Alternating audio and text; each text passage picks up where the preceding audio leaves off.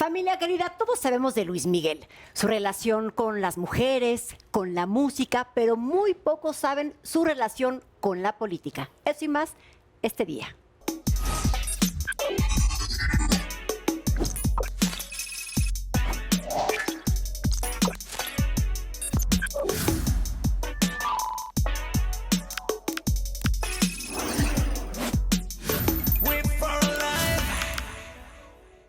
Es un honor para mí presentar esta tarde. No, qué gozadera tenerte, Beto Tavira. Un aplauso, por favor. Muchas gracias. Es una cosa muy sofisticada. Comunicador, autor, productor, Premio Nacional de Periodismo. Es una cosa muy sofisticada, eres una cosa muy sofisticada. Y ahorita con un éxito rotundo con este podcast fantástico, Luis Miguel, culpable o no. Bienvenido. Sobre todo soy amigo, ¿eh?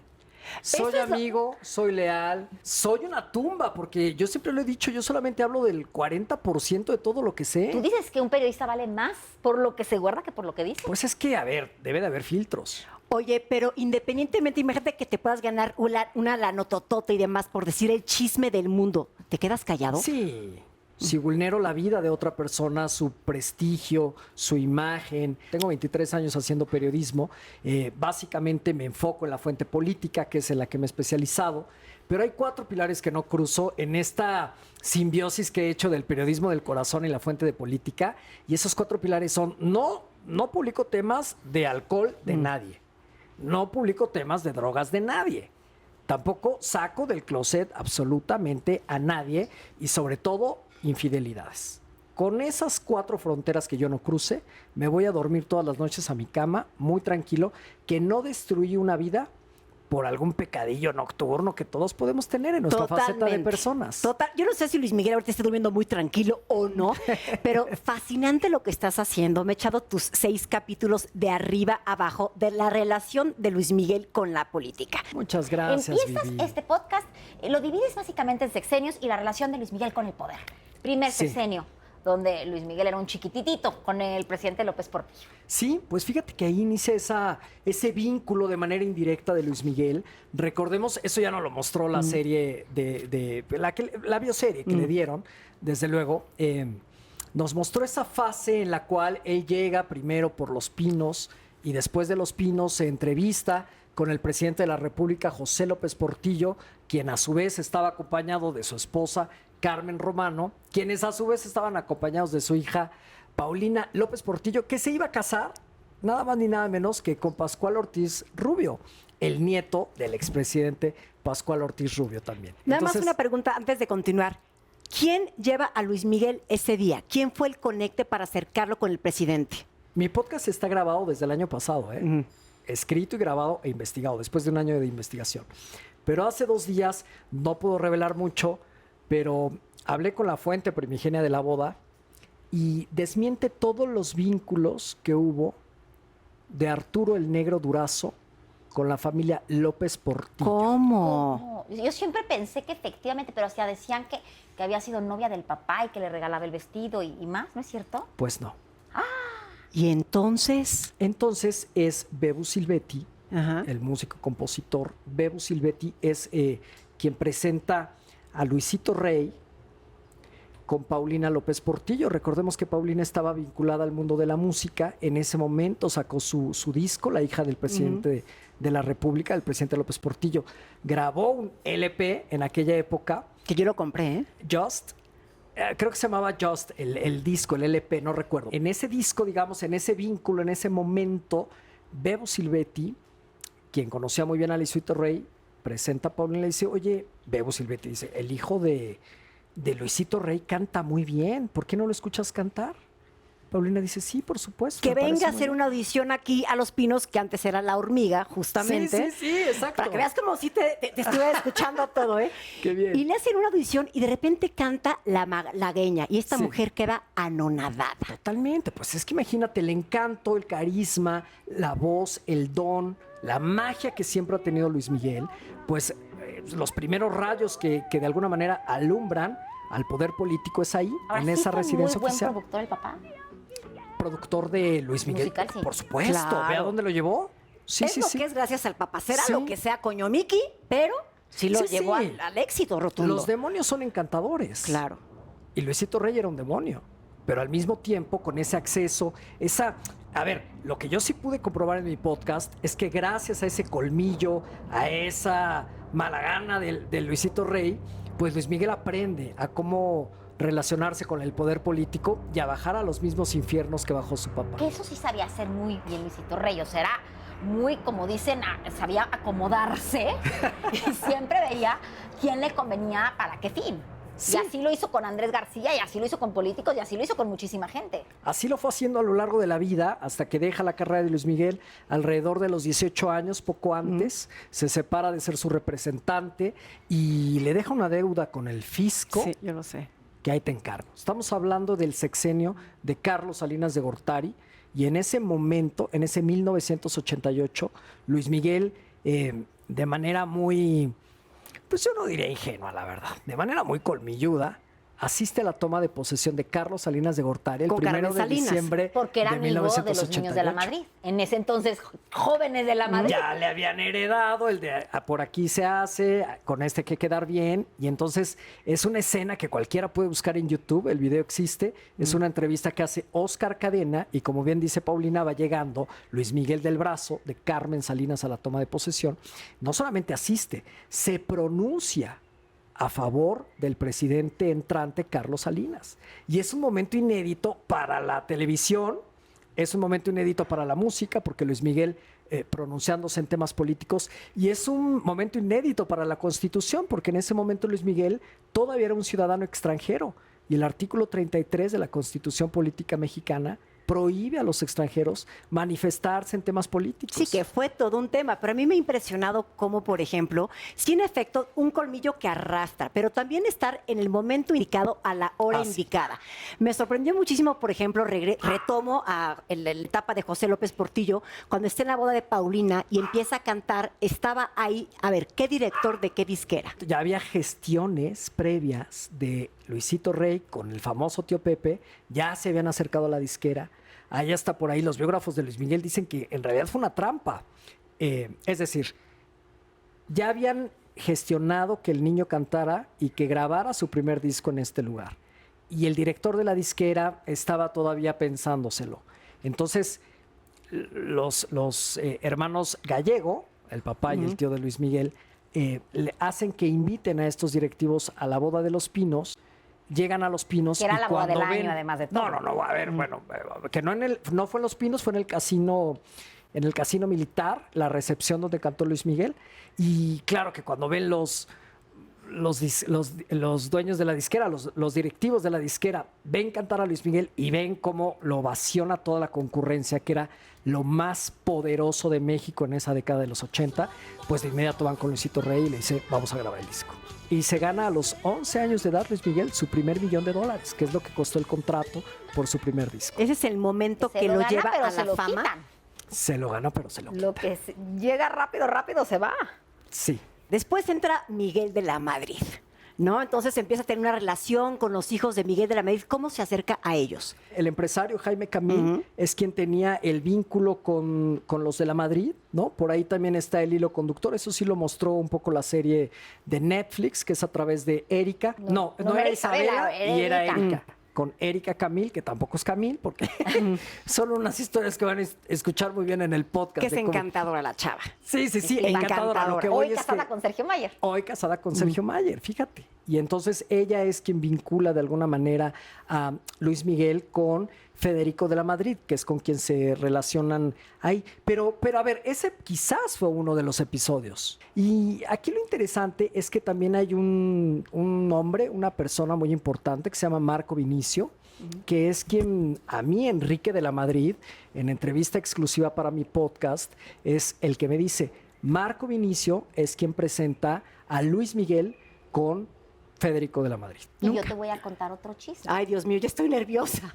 Por favor, El ¿Y por qué? misterioso Perdón, nada más, ¿por qué? Marco Vinicio es primo nuestro y es un tipazo. ¿Qué? ¿Marco Vinicio? ¿Y por qué no dijiste desde que yo dijera? ¿Por qué no? A ver, ¿qué sabes tú de Marco Vinicio? No, al revés. O sea, ¿por qué no mientras lo mencioné dijiste, claro, se hicieron bien locas las dos? Marco Vinicio es un muy buen ser humano. Divino, sí, espectacular. Es como Chabelo, Pero ¿cómo que es primo de todos los niños. ustedes? Es primo nuestro. ¿Primo hermano o qué? Su mamá y nuestra, o sea, la mamá de Viviana y la mía son, eran hermanas. Y Silvia, la mamá de Marco, es prima hermana de nuestras mamás. Y con una relación cercanísima, tipo Paulina y yo. Sí. Sin efecto, Marco Vinicio y Federico de la Madrid eran íntimos amigos, eran Sí. muy, muy amigos. Y gracias a Federico, tengo entendido, Luis Miguel puede conseguir cosas, o sea, buscar a su mamá. Sí. ¿Cómo estuvo ese tema? Ese es un tema que abordo en el podcast, en mi podcast, que ya está además en la plataforma de Podimo. Se llama Luis Miguel, culpable o no. Ya están todas las temporadas, Es el ya de lo pueden Paula, no sé dónde está el escuchar mío. completo. Ese es un episodio triste, sin lugar a dudas. Es, yo creo que la gran tragedia de Luis Miguel. Es un episodio en el cual, desde luego, pues genera un poco de todo. Desde morbo hasta empatía, hasta lástima, hasta tratar de cuidar y proteger a una estrella, ¿no? Que de alguna manera la vida lo ha dejado en orfandad.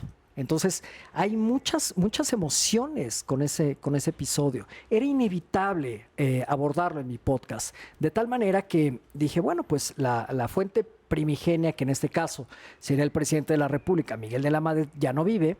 Sin embargo, porque siempre he estado cubriendo la fuente política, mi vínculo directo era Enrique de la Madrid, es Enrique de la Madrid, y habló en exclusiva para mi podcast por primera vez de ese tema en particular, de cómo se gestionó a través de la presidencia de la República que se pudieran llegar a las altas autoridades internacionales para que las inteligencias, los centros de inteligencia en el mundo ¿El Mossad? pudieran, pues Enrique, fíjate que Enrique dice que él no sabe si es el Mossad. O sea, los biógrafos también oficiales de Luis Miguel dicen que es el Mossad.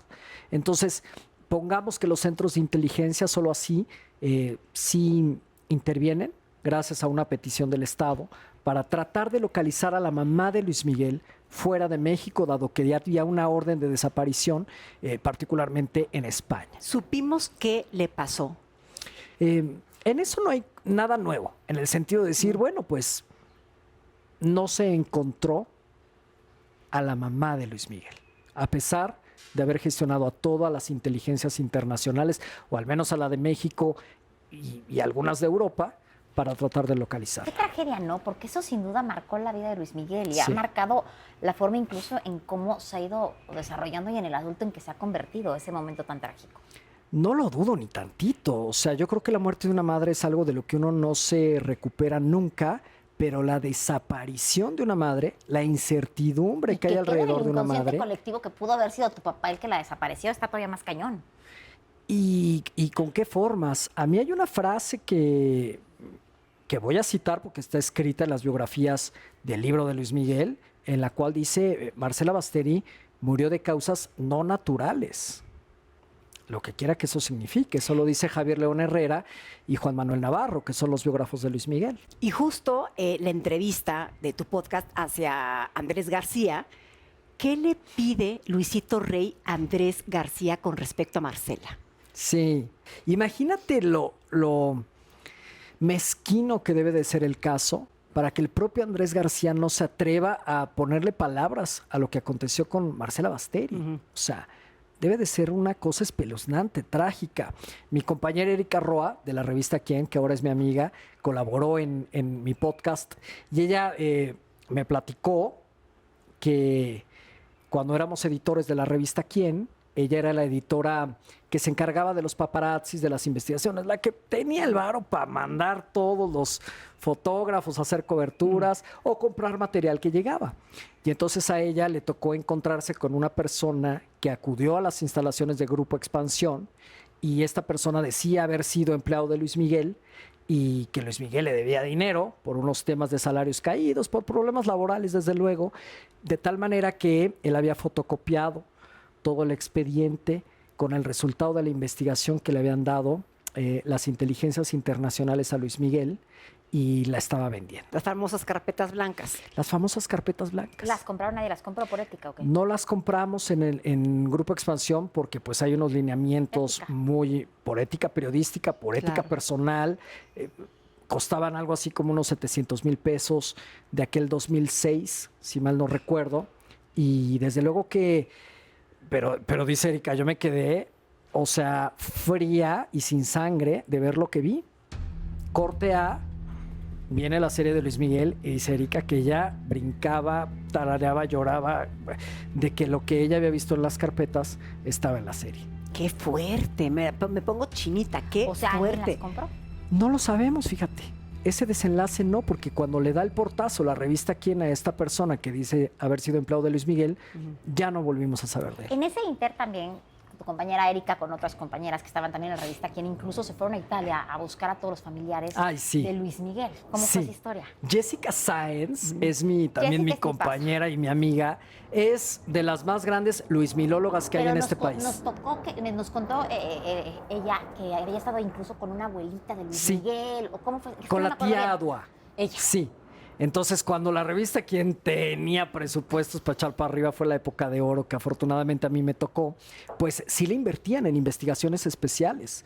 Entonces, Jessica era la número uno para ir a donde fuera, Pero al Jessica me contó que Báltico. fue a perseguirlos por todos lados hasta que llegó con Adua. Ya me acordé Sí. ahorita que dices. La tía Adua. Se fue a Argentina, se fue a Italia, persiguió a Luis Miguel Araceli Arámbula en el Báltico, se disfrazaba de que estaba embarazada para ir al mismo ginecólogo de Araceli Arámbula y reportear al ginecólogo. Qué increíble. Es un ¿Qué hacía el personajazo. ginecólogo en cuanto le veía la panza? Le decía, no, ¿sabes qué? No, pues ya luego ya vete tú a saber. Jessica descubre la vida de Sergio, el hermano de Luis Miguel en Guadalajara, Ay, ¿Y cómo es claro. que lo descubre? por una investigación que hizo y fue y lo paparazzió con el doc. Y no solo eso, intentó entrevistarlo, dar una entrevista con él. Previamente, Jessica ya había rastreado qué había sido de él, dónde vivían, de qué vivían, si tenía una relación con Luis Miguel. ¿De qué año estamos hablando más o menos? Fue entre el 2005 y 2010. Ok. Yo todavía me acuerdo de esas fotos del doc, que el doc era el doctor que había criado a Luis Miguel y cuando finalmente se acaban separando el papá y más, el doc acaba adoptando o cuidando al hermano chiquito. A Sergio, sí. Y se quedan Alejandro y Luis Miguel juntos de alguna manera, que después también se acaban distanciando y después vuelven a estar juntos. Y Sergio era muy chiquito para seguir todos los pasos de Luis Miguel. Sí, sí. Hay una parte muy interesante ahora que mencionas a Alejandro, también en mi podcast, cuando hablo del PAN, de su relación con el Partido Acción Nacional, que desde luego Que no había relación. no había nada. Nada Yo de creo que relación. estuvo como divorcio. O sea, porque ahí incluso en el podcast planteó la pregunta de Luis Miguel, ¿era priista o no? A ver, ¿hubo divorcio o no en esa época de Luis Miguel? ¿O realmente lo que pasó fue que Luis Miguel estaba pasando un muy mal momento? Y te lo pregunto ¿por qué? Porque un concierto famoso en Mérida, esto es chistosísimo, porque el periódico local, el periódico principal, cierra su edición diciendo el concierto de Luis Miguel ha sido un éxito total. Sí. ¿Y qué crees que pasó? Luis Miguel nunca llegó porque se quedó enjarrado Y ya habían no cerrado sé la qué edición. en el hotel y nunca llegó al concierto. Los editores dijeron, ya cerramos, vámonos con la primera plana del concierto de Luis Miguel y nunca llegó porque fue una época de mucho consumo de este muchacho. No necesariamente. Mira, ahora sí que los periodos panistas es del 2000 hasta el 2012.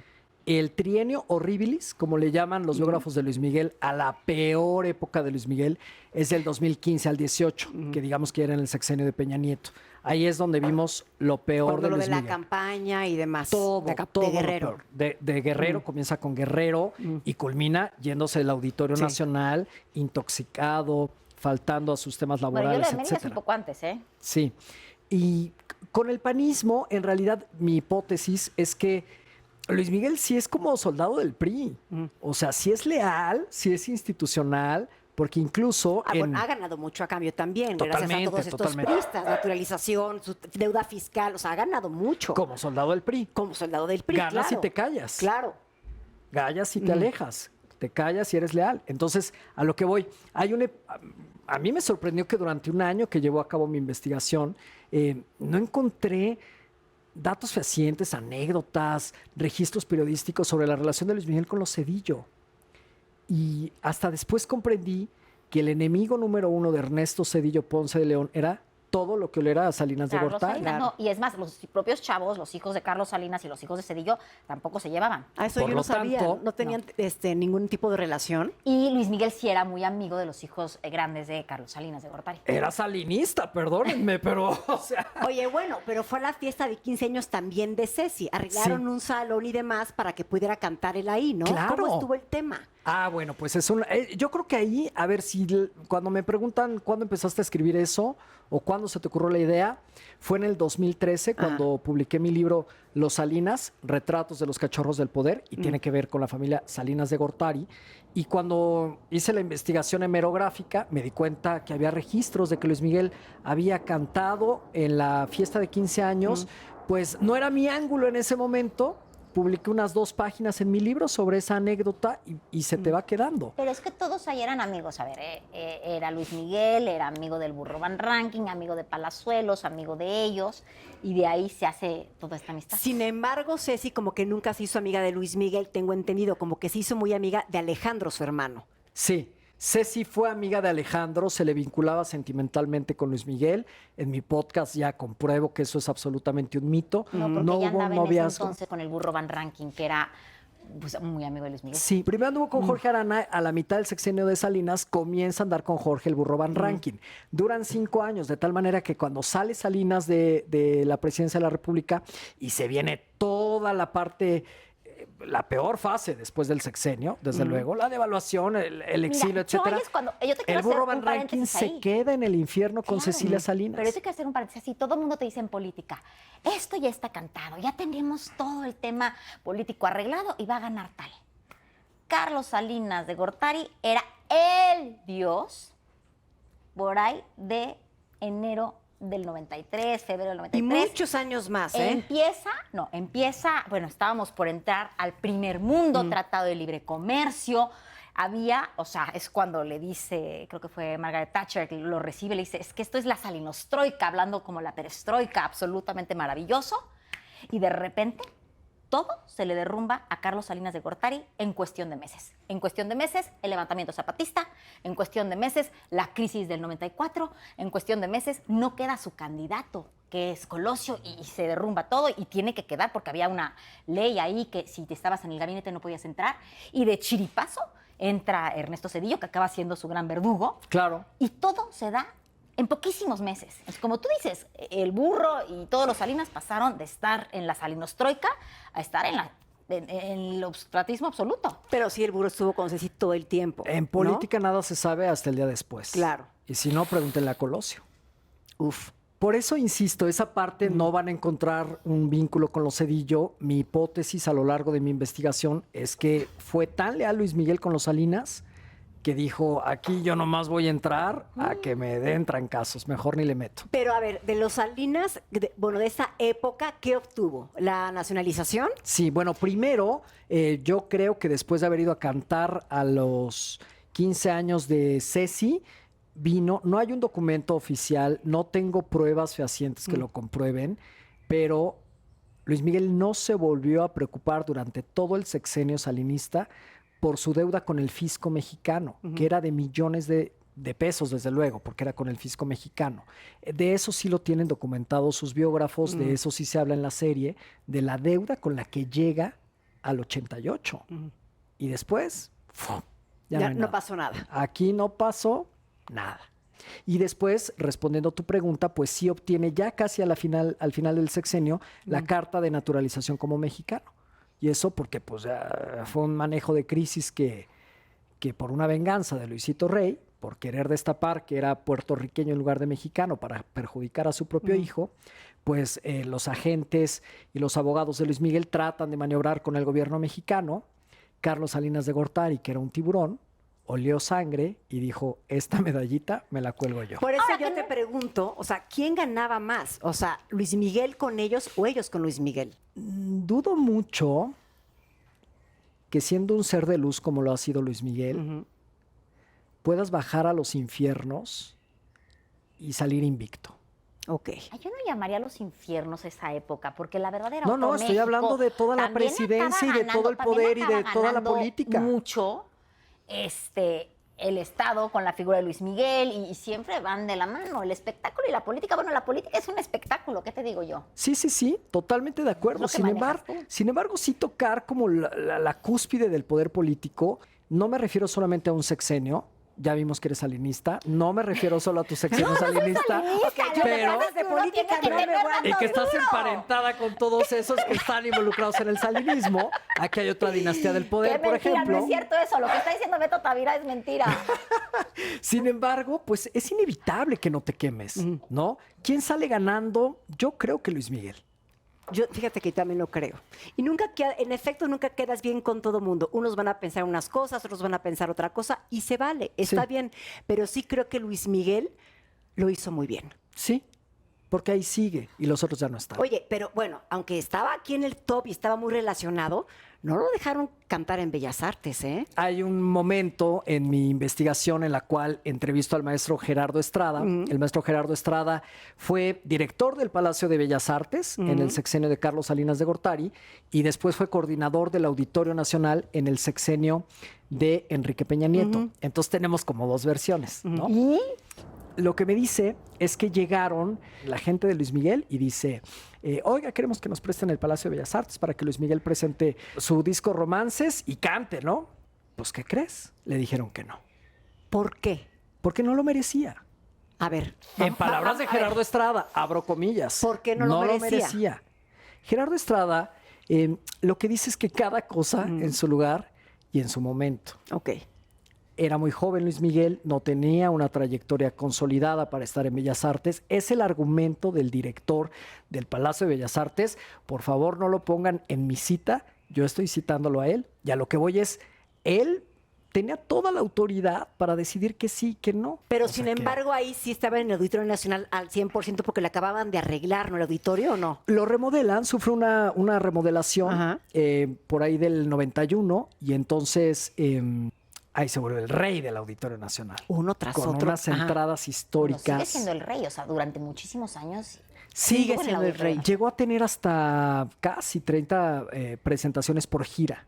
Pero después en la última gira. tuvo Entonces, muchos en el problemas. trienio Horribilis, que es del 2015 al 2018, es cuando dejaba abandonadas las presentaciones, cuando salía intoxicado, cuando no le daba la voz, cuando estaba una canción y se iba.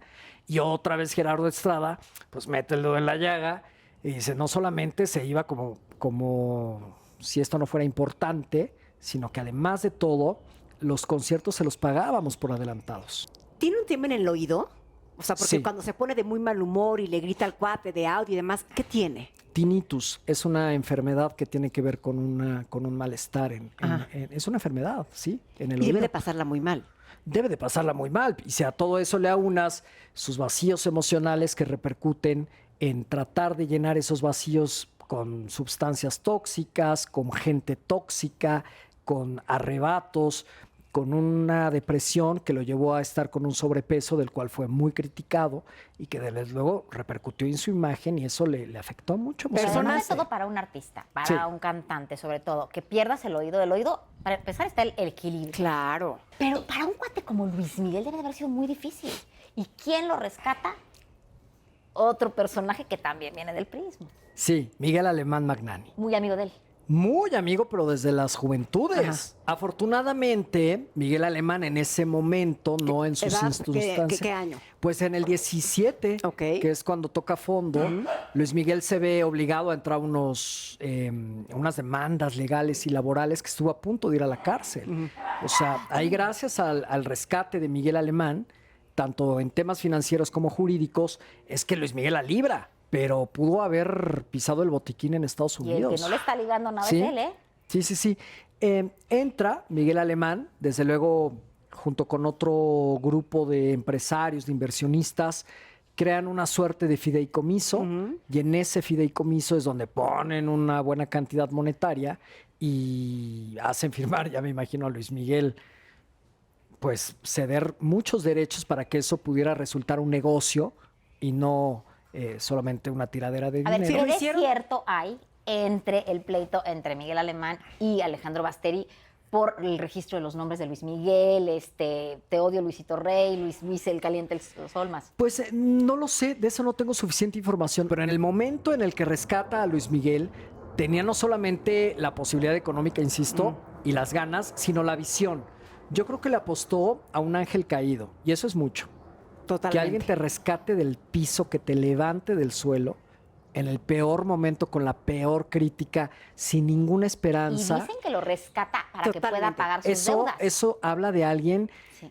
con corazón y con visión. Siento que en la vida se nos presentan personas que nos ayudan y que nos sostienen y que nos nutren, y se presentan en nuestra vida personas que nos hunden y que nos dan malos consejos. ¿Quiénes son esos diablos en la vida de Luis Miguel? Sus managers lo han sido a lo largo del tiempo. Lo fue Alejandro Asensi en su momento. Pero a ver, Sí fue un diablo Alejandro Asensio, ¿no? no sé si diablo, pero no te puedes estar dando la hija de tu patrón. Me parece que hay una transparencia y una comunicación y un de, pues ni modo, patrón. Códigos de lealtad. Ya nos enamoramos o no. Tiene 18 años la chavita, o menos, creo, no sé cuántos. Pero a lo que voy es, hay cosas que creo que hay códigos, sí. Que ahora quiero saber el tema del panismo y Luis Miguel. Luis Miguel, cuando está el PAN en el poder, él dice, yo de aquí no soy, no me presento, y no nada más no me presento. Me invitan al grito y yo aplico la R. Si le dio tanto el PRI, las castas y dinastías políticas priistas, con el panismo Luis Miguel se hace para atrás y dice, ni los veo ni los oigo, como decía Carlos Salinas de Gortari. Y bueno, en el foxismo tuve la oportunidad, no está el audio, después Ana Cristina me pidió que por favor no pusiera su audio, pero entrevisté a la familia Fox, a Ana Cristina Fox, hija del presidente Vicente Fox, y ella me confirma, no hubo ningún vínculo, no vino a Los Pinos, mi papá no fue al auditorio, no se estrecharon la mano, no hay una foto juntos, Marta Sagún, que eres más figurosa, tampoco, nosotras menos, si acaso pero lo nunca fuimos fue a un ver. concierto de Luis Miguel. Ana Cristina sí, ¿no? Sí lo llegó a ir a ver al Auditorio Nacional, primera fila, con su hermana Paulina, y entonces digamos que ese es el más grande acercamiento que tienen. Pero como bien acabas de decir, en el sexenio de Calderón, el jefe de información de Margarita Zavala, Alejandro Limón, un gran amigo, me cuenta, con autorización de Margarita Zavala, que se le invita desde la presidencia a Luis Miguel, se le gira una invitación formal y oficial para que asista a los festejos del Bicentenario y pues que me dejen visto a Calderón. Y justo en ese sexenio es cuando se vuelve papá de los hijos de Araceli Arámbula. Sí, totalmente. Debuta como papá en ese sexenio. ¿Y qué pasó ahí? Parecía que con Araceli había por fin encontrado una familia, estaba contentísimo con la familia, feliz, se hace este viaje en el Báltico. ¿Qué de cierto hay que la familia de Araceli vende las fotos de Luis Miguel y por eso empieza el problema entre unos y otros? De eso no tengo una fuente que me confirme o que lo niegue.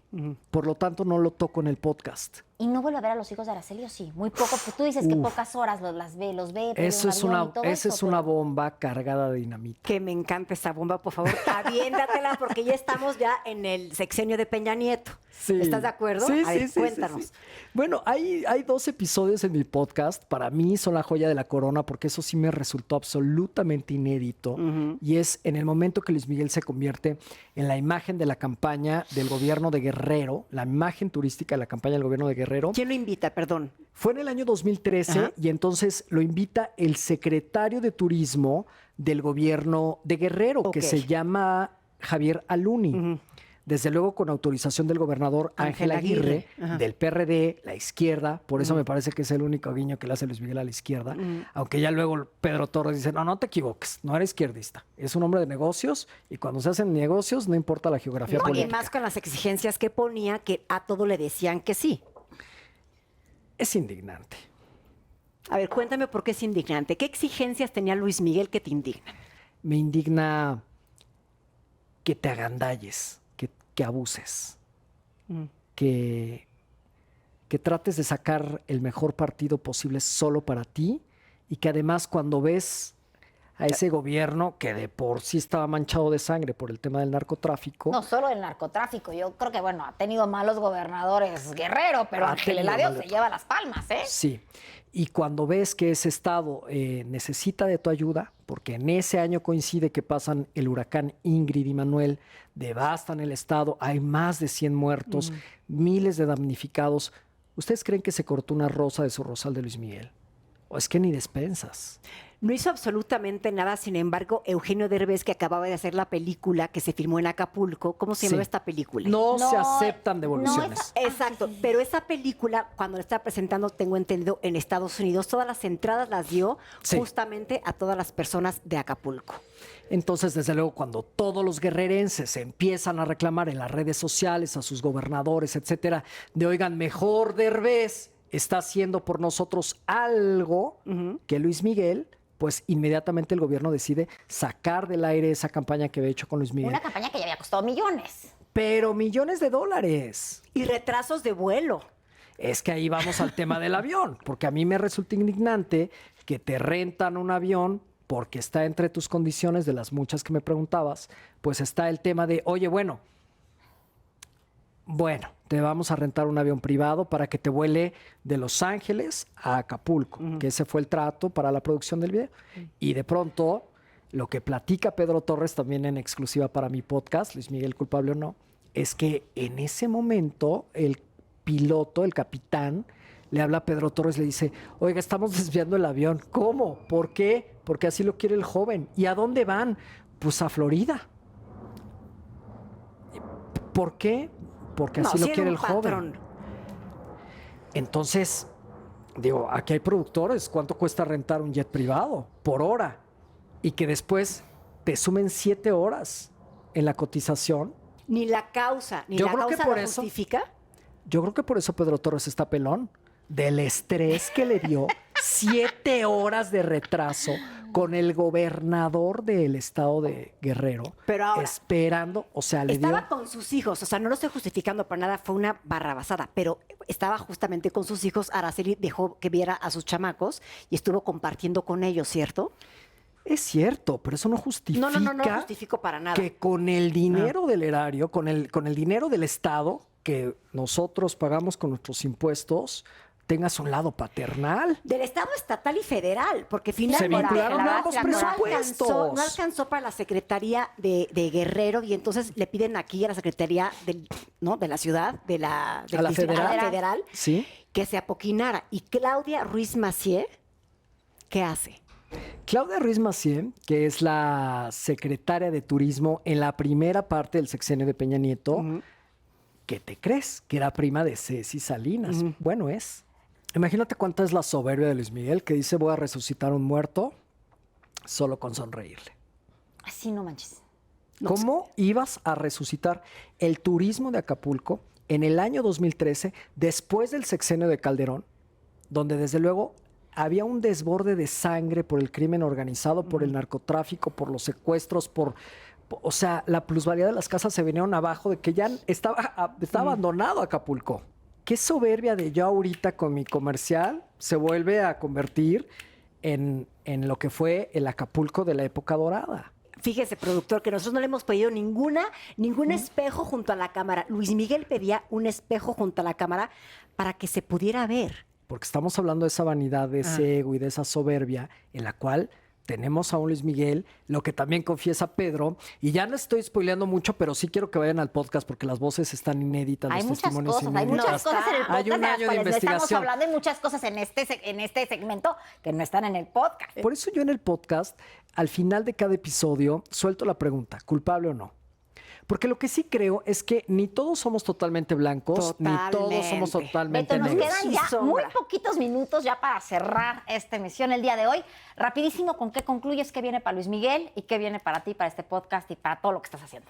No todos somos blancos ni negros, somos un abanico de grises. Por lo tanto, en mi podcast lo que yo hago es lanzar la moneda al aire y decir, a ver, ¿para ti es culpable o no? Y por eso se titula así mi podcast, porque las muy fans o la gente que pasa de lado o que no está politizada, pues dirá, por supuesto que es inocente. Y quienes tengan más información política, pues terminarán indignándose, no siempre, o sí, a lo mejor en algunos sexenios, o no. Por eso invito a todas y a todos a escuchar mi podcast que ya está en la plataforma de Podimo. Es súper fácil entrar, pones podimo.mx/Luis Miguel. Entras directo al podcast, son 7 episodios de la primera temporada, vamos desde José López Portillo hasta Peña Nieto y vamos concatenando las familias, los personajes y a ver, es un poquito de historia, un poquito de chisme, un poquito del espectáculo, pero mucho mucho de lo que Luis Miguel no quiere que sepas. Beto Tavira, muchísimas gracias. Y después nos tenemos que ver para seguir viendo qué sucede con Luis Miguel, que ahora está con conciertos y ya todo lo que da. Muchísimas gracias por habernos acompañado. Feliz de haber estado contigo, Beto Tavira. Paulina. A ti, tú, chula. Muchas gracias. Te quiero. Gracias, Pau. Gracias, Vivi. Encantado de queremos, estar Beto aquí. Tavira. Gracias. Bravo también a ustedes. Gracias a ustedes. Gracias.